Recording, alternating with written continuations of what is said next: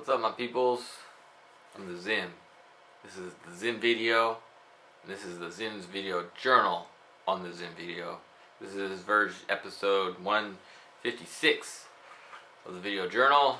And so we do Jam of the Week, what's going down in the world on the street, what's going on in the music world, and what's going down in life. So I wrote some stuff down.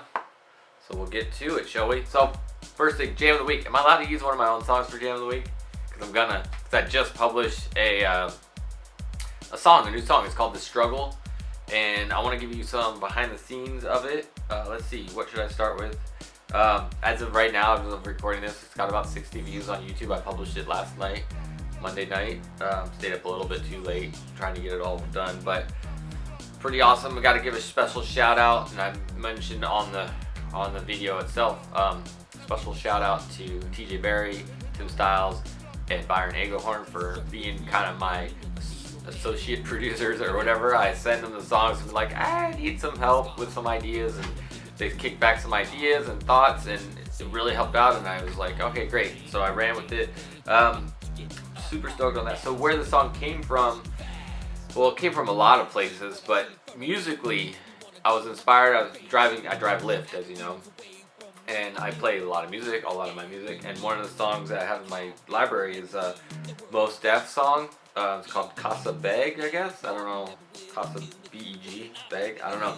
And it's off the Static, off a Mos Def album, and it was playing through, and I recognized, I was like digging on the tempo and the beat and the idea, and just the funky vibe of it, and then also I was kind of coming up with some lyrical ideas over top of it and stuff, so that's what inspired it. I don't think my song, there's a little essence of the funk still in my song, in that song, but in terms of a lot of the other stuff, it's not quite, that was just the inspiration that took me on this journey, and then I started working on my song, and my song, very much like the most common response I'm getting from people that are emailing back, I'll tell you more about the emailing, but the most common response I've been getting so far is it has an old school flavor, which it totally does, and it's just not intentional. It's got an old school rap vibe, but mainly because I'm like 20 years behind on my production abilities, and so, you know, I use like sequence beats. You know, I use all the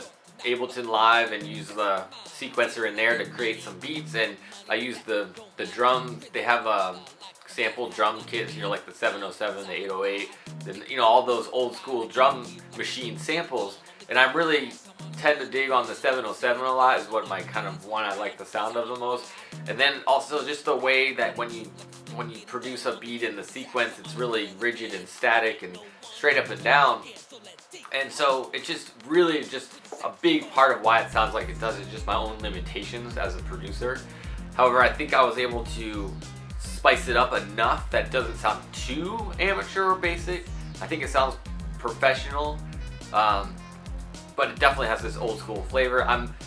This is like the thing I need to figure out the most, is how to get more beats. Like, either I actually found Ableton has a whole bunch of beats that you can download for free, so I got those beats now that I'll be working with. And I downloaded them in the middle of working on this song, and I realized, whoa, hold on, don't try to get too excited about trying to mess with the beat too much, because I kind of like the old school flavor that it came up with, and I'm just like just to lay into this old school vibe. There's definitely a lot that could be done with the beat on the song in terms of making it better, but I just ran with it because it's where I'm at as a producer myself, and the big point of a lot of these songs, these songs, so this is the sixth song. If you remember last week, if you watched last week's video journal, I mentioned there was a number 6 on my page, and I couldn't remember why. Well, this was it. It's because this is the 6th song I've written this year. It's only the 2nd song I've published, because 4 of the other songs are out in the world right now, given to other people to work on as producers. Because after, as I mentioned before, having Byron Egelhorn work on No Snow, I was just totally fucking blown away. So I was like, I need more people to help me with songs. So I've been asking my friends, and I got one song that's like really close to being done, just waiting on a bass line to be put on it by an actual musician. So there's that. Once that's done, I'll have another song published for you. And then the 3 others are just out there. I don't know. I haven't been bugging the people that I sent them to. One person has sent me a rough draft back, so that's cool. But the other two songs are just, I haven't heard anything, and I'm not bugging him because I'm not paying anybody to do this. It's just like, hey, you want to work on one of my songs for fun, and when you have time, do it. I say, like, hopefully by the end of the year I can get it back, but obviously I'd like it back sooner, so I can just publish them, because that's my goal, is to, like, publish them. And so this sixth song, I was like, man, these songs, it's like all of you are like, yeah, right, he's really working on songs. He's only got one published. I know you're not saying that, but in my mind, I'm like, I gotta get these songs out. So I decided to just take this song all the way through myself so I can have it done. It took me like basically 2 weeks to make it from beginning to end. And it's very much the balance of speed and quality. You know, definitely could be done better, but I don't want to sit on it too, because these are just kind of like refined sketches, and I think I mentioned that before. They're like refined sketches of ideas that I'll just put out there, and maybe, you know, if somebody hears something and was like, damn, that's a sick song, or like, I really like that, let's do a better version of it, then we can team up and do it together. You know, Blue Sky, you know, discovered thing that doesn't ever happen anymore, but, you know, whatever, maybe it would, maybe it could. But also, these songs will also turn into the Zim and Arock songs, and me and Arock will sit down and totally tweak them and transform them into songs that we can play together, because like some of these beats that I put on them, like Arock can't play. They're just not designed to be played live like that. So they'll morph into something more of a live band thing over time. So they're just ideas, just clean ideas I want to send out. So, and I want, you know, I guess they're good enough that people will actually download. I already had one person pay me for this song, which is awesome, off the Bandcamp. So that's kind of the idea, and then just the idea about the content of it. You know, I mentioned on my post on Facebook about, you know, this has been by far the most cathartic song I've ever written in terms of getting something out of me, and like and it's like part of it is like I swear in it. I'm like, as you know, I've been struggling with life essentially lately, with just, you know, confusion about life, and I've made some decisions. The last few videos you've heard me talk about just going, I'm just gonna do stuff and not worry about whether or not I'm supposed to be doing it and stuff. But, you know, mixed into that, nothing's a switch, nothing's binary in this world. There's so many factors, and, you know, there's a lot of emotions, and, you know, I do struggle with like feeling like nobody cares, or things like that. You know, the feeling, just the struggle of life, of like trying to make it by, trying to make ends meet, trying to do what's right by things, and that's kind of, and trying to get people to help me with it, and just like all these kind of ideas that have played into it, but then realizing that it's like, no, I just gotta do it, you know. The whole saying is like, if you want something done, you gotta do it yourself kind of idea, or done right, or whatever. That's what, it's like all these ideas are played into this song, and it really feels good to get them out. And I swear a whole bunch in this song, which is kind of unusual for me. I've been creeping on the swearing a lot more over the last 3 or 4 years. Like, back in the 94th Street days, back like 10, 15 years ago, I made a commitment to myself to never swear. And I have songs that say, you know, will I ever swear? There's a song called Booty on the Dance Floor. I was going to try to do the rap part of it. The Z I am, that's who I am, and when I'm into win, because in this life is sink or swim. I drive a boat, this rhyme or what, and no stop, take a note, because school is in session, no digression from the lesson that I'm teaching. Yes, I'm preaching words I'm living, always giving 100% to keep it tight on the mic and saxophone to rock it dome. Not alone, not just me, we are three, you make four, accuse a score, it's a war, I want more booty on the dance floor. It's in the second verse. So anyways, it's not in the first verse, but you got a first verse, quick rap for a second. What is it? Line by line, I find a rhyme that shine my mind, line by line, I find a rhyme that shine my mind and its knowledge. Yearly in college that I spent searching for enlightenment. Did I find it? Yes and no. Still I have far to go. Will the music take me there? That's the point I want to share. Verse by verse, this is rehearsed. Will you ever hear me curse? My incentive is invented, made the choice to use my voice to teach and educate. Let me demonstrate. We are made of peace and love. Shove the hate from your fate. Prove the state of the wolf for every boy and every girl. So there's the line. Will you ever hear me curse? And the answer is yes. You will hear me curse. But I wrote that many years ago, and I thought I would stay committed to not cursing, but, you know, shit changes. Haha. So there's that. So if you have any questions about the song, I hope you like it. Check it out. Maybe it was playing in the background while I was doing this whole thing, but definitely there was a screenshot of it right there of the video. That's the other piece. So with all these songs, I'm making videos to go along with them, because I feel like it's the best way to get people to actually listen, watch them, is to have a video with it. Whenever you post people just, oh, I gotta go listen to it somewhere. It kind of, there's something about the sound. Well, it's not convenient yet to just play audio directly off of like Facebook and where you are online. Playing audio is not as convenient as playing YouTube or videos. So it's like, if you put out content, put out a video of it. It would probably even be smarter if I posted the video directly to Facebook, but I'm kind of all in on YouTube, obviously, making these videos. And I want people to kind of go to YouTube and subscribe to the channel and all that kind of stuff. So I just posted on YouTube, and it's pretty accurate depiction of how many people actually listen, and they get something to watch too, and things like that. So that's that. Let's see what else. So I guess that's good about the song. Let me know if you have any questions. I'd love to hear from you. I'll probably mention about it next week as well. But Jam of the Week is my own song this week. It's called The Struggle. Hope you like it. And let me know. Alright, I'm sure there's more I could say about it, but I'm going to move on now. So Word on the Street last week, we had screens, and I mentioned on social media as well that this is easily in my top 5, maybe top 3.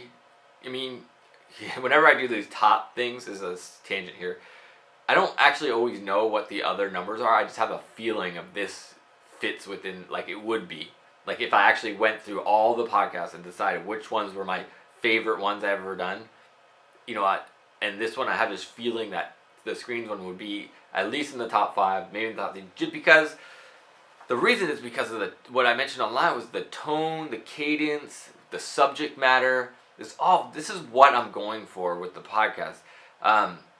When the guest brings the ability and willingness to like talk about ideas, it makes it so much better when they are ready to talk about stuff and ready to have ideas and ready to like tell their story, than me having to kind of pull it out of them, which is fine, which is one of the jobs I have to do as a host.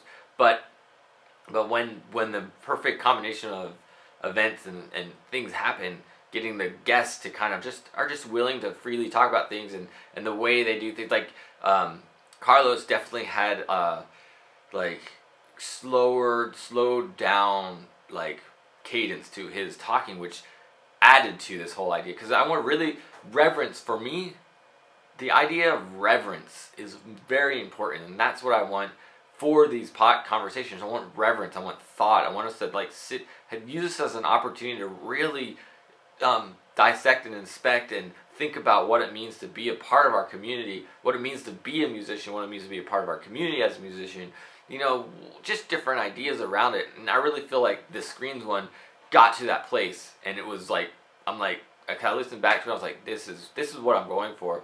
And it takes time to get that kind of respect.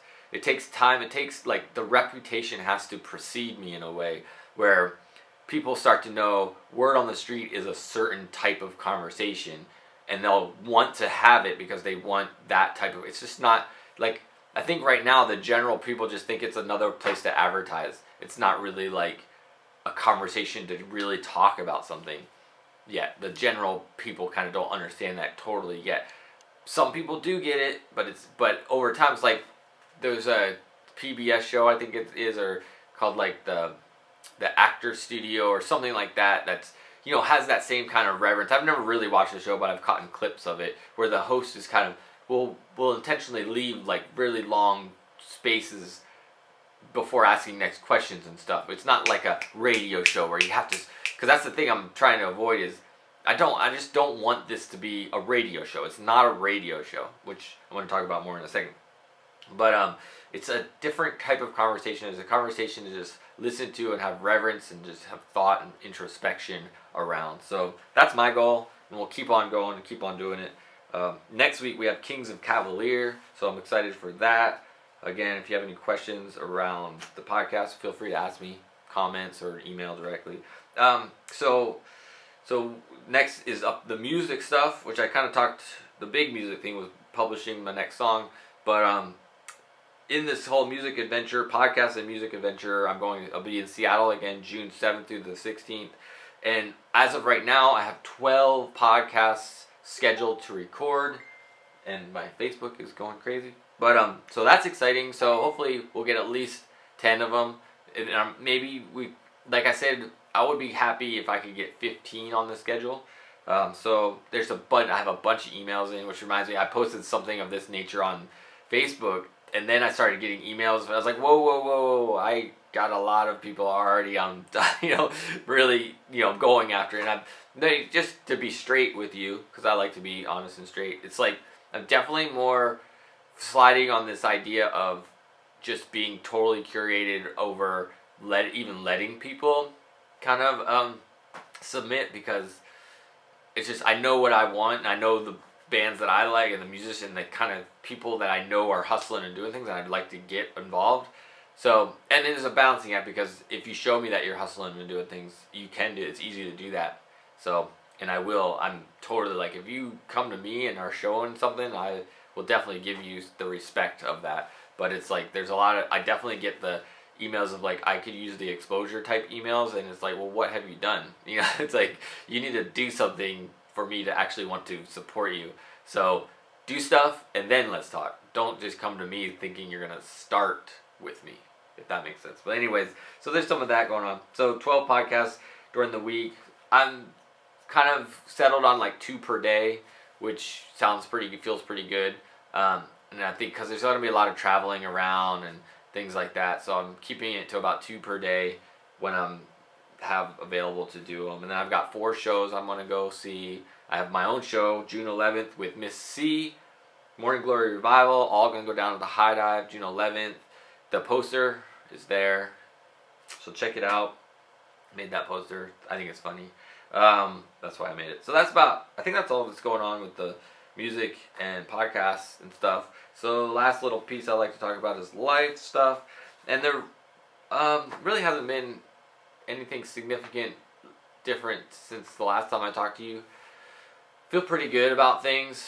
I'm sure I'm forgetting something, but whatever. It's all good. I'm planning on selling my van, so if you want a minivan and you're in San Diego, which is probably unlikely that anybody watching this is in San Diego and wants a minivan, I'm full on the lift, so I'll be making another lift video either today or tomorrow, sometime close to publishing this video. I don't know, we'll see how it all plays out, but there's another lift video. I think it's my 14th or 15th, my 15th lift video about my rideshare experience stuff, which has been going good. I got one video number 13 has been getting a lot of views, a lot of views. It's like 125 views, but it's like every day it gets a few more. Where a lot of stuff I publish, like these video journals, I get like 10 to 20 views the first few days of publishing it, and then it just nothing. So, but every once in a while I have a video that just keeps getting a view here and there, ticks up. Like my tunnel book videos are both, 2 of them are past 1,000 views, which is pretty rad. So that's pretty awesome. And I got a third tunnel book video that's not, and I'm not, there's like how you title them and all that kind of stuff makes a difference. So, and I'm pretty sure the one rideshare video that's getting the views is because I put the Express Drive word in the title, which is what it was about, and Express Drive is the rental program through Lyft, so which probably a lot of people want to know about if they want to do it, so that's good, I guess. So if you want to buy a clutch, I still have a bunch of them, mostly white ones now. I'm gonna make some more soon, but like I've mentioned in the past, I'm changing my philosophy around them. They're gonna be more artistic and way more expensive, and I'm going to try to get art shows with them rather than just sell them. So, but the ones I have now are still priced as they are, and I've been giving you a 35% off discount every week. So this week's is Struggle 35 for my new song, The Struggle. So Struggle 35, go to alexanderthomas.etsy.com or alexanderthomas2015.etsy.com, and you can find it, links in the description down below. Alright, that's it. This was Video Journal Episode 156. We'll catch you next week. If you have any questions, let me know. Tell me in the comments. Let me know your jam of the week. And of course, subscribe to the video. Give it a thumbs up. Do all that good YouTube stuff that we love. Alright, I'll talk to you next week. Peace.